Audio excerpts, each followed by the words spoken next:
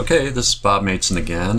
This will be part 2 of using the Mindat .org website for looking at the Harquahala mine information.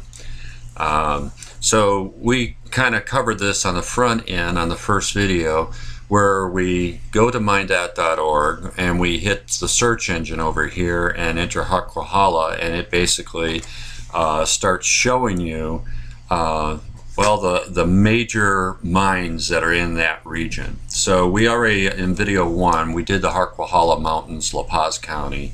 The main one that Don Reeves was looking at, and the reason for their visit out to the area, besides the locale and the great scenic viewpoints and so on, is they were visiting the Bonanza mine, which is the Harquahala mine. So we kind of talked about this one in video 1. This is video 2. So now we're going to click on the Bonanza mine.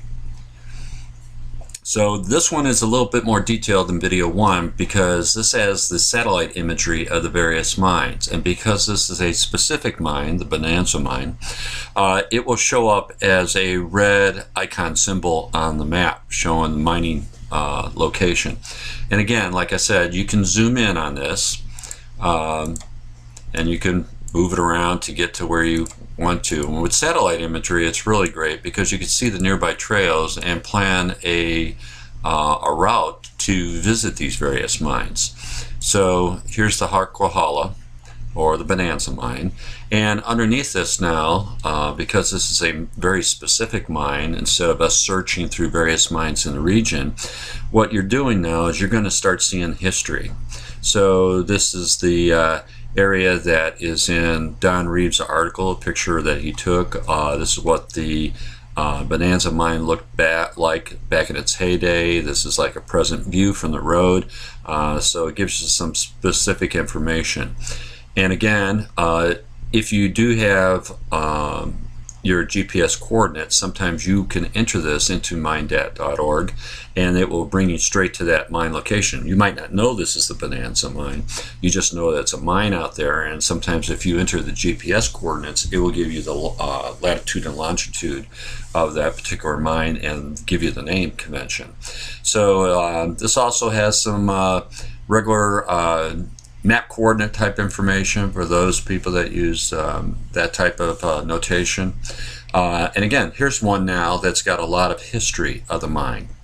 That video 1 only showed, I did a couple mines that were small mines, and it just showed basically the owners, some dates of operation.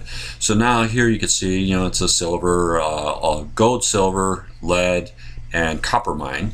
I had about 6 claims in that area, started in 1888, various owners through the years. It gives you a little bit more information. Again, it might have some alternative names, like, you know, the Harquahala was also the Bonanza mine. And I've seen mines that have 5 or 6 name changes with different owners. So here it will talk about the vein deposit, how wide it was, how many levels they had, how many ore chutes were mined in the general area. Sometimes they'll tell you the workings, if it's an inclined shaft, how many feet down they went. So this one had like 600 feet deep with different levels. So they'll come down with some vertical or inclined shafts, and then when they start following the vein, they'll start going down at a level 100 foot, 200 foot. So if you go out to like the Tip Top mine out in the Bradshaw Mountains, they went down like 800 feet, and every 100 feet they had their offshoot levels for working the mine. And sometimes they would, you know, drill an adit tunnel horizontal into an area following a vein, and then when it was worked out, then they would take from another tunnel, they would fill up that tunnel with their, you know, the schist or the bad rock, you know, doesn't have any ore in it, and fill up that particular mine shaft. So I've seen, you know, the Octave mine went down like 1,800 feet. That's out by the gold mining town of Stanton. So this will give you some information about, you know, they had some shaft names: the Summit Shaft, the Roy Tunnel, and it will tell you when it was discovered, how much it was worked, so on. Again, Production of this mine in 1891 to 1894 dollars was 1.6 million. That's roughly equivalent to $43.5 million in today's dollars.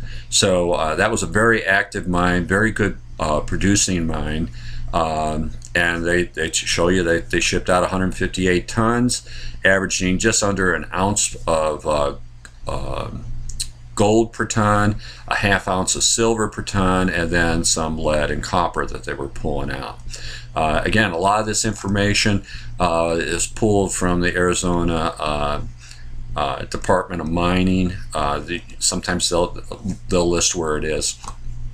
Also, you can always click on one of these mineral things so that if you hit gold, you can actually see what gold looks like. This website is really great because, one rock from another rock, I can't tell the difference. I can't even tell why a miner all of a sudden said, hey, that particular mountain looks good.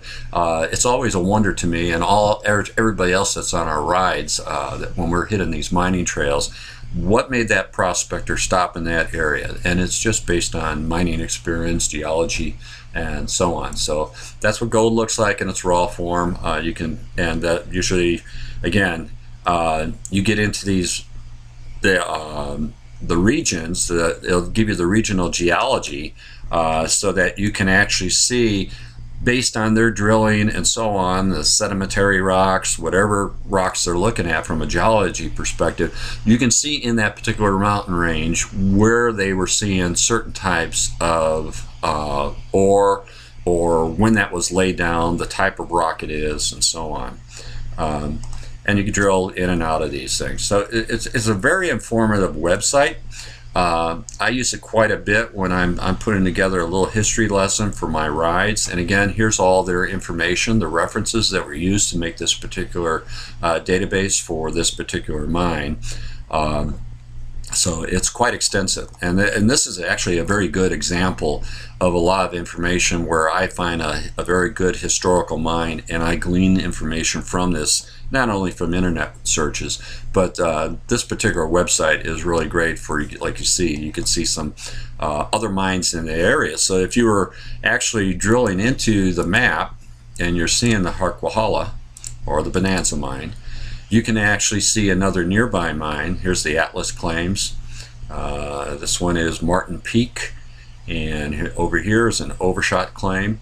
Now I don't know, let me see if I can drill in here, because from Don's track, I think from the mountain he went up this area right here and found the cemetery, which has about 50 grave sites in it from the miners that died in that area. Let's see how far we can drill down in here, because again, I am just kind of looking where he had gone off the main road and said that the cemetery was over here, which is in his article in our club newsletter.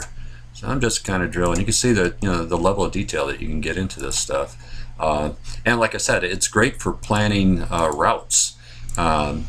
A lot of the guys that I have rode with in the past actually used like Google Earth satellite imagery to plan out a route.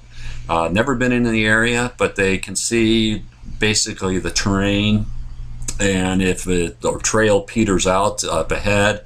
Oh, looks like there's something down here. Let's see what that looks like. It just looks like a dump shot. People were probably just dumping out here some ore, so it's just tailings. That was pretty organized, so it kind of caught my attention from the satellite view. Again, we're up quite a few miles in the air looking down on these areas. Again, so here's the Bonanza mine based on what we've done on our search. It kind of highlights it in red. If you hover over it, it'll tell you the name. You can drill into a particular mine and then see the historical information, longitude, latitude, and if there's a present owner, claims, and so on. Again, this was a famous mine in that particular region by Siloam and the town of Wendon. So Hopefully that gives you a little bit more information on how to use this website and what kind of information is available for you to see on it. Okay, I am still learning this software, so I got to back off right now. Okay, thanks again for watching. This is Bob Mateson. Happy trails to you. Bye.